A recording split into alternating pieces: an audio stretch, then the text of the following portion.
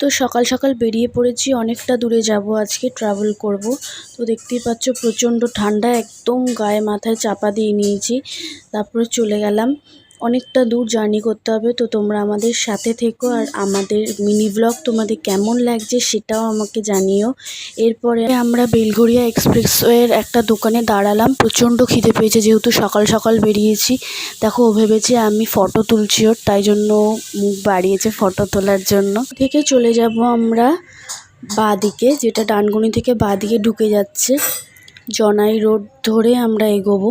ওখানে আমার একটা কাজ ছিল দরকারি, ওখানে গেছিলাম। তো চলে এসেছি আমরা রোদের মধ্যে, দেখো বসে আছি ভেতরে, যেহেতু ক্যামেরা অ্যালাউ নেই। কাজ টাজ মিটিয়ে আমরা চলে গেলাম সোজা বিরিয়ানির দোকানে। বিরিয়ানি খেয়ে আমরা বাড়ির উদ্দেশ্যে রওনা হলাম। তোমাদের যাদের যাদের ব্লগ ভালো লেগেছে প্লিজ লাইক কমেন্ট করে দিও, আর আমার সাথে থেকেও। দেখা হবে নেক্সট মিনি ব্লগ।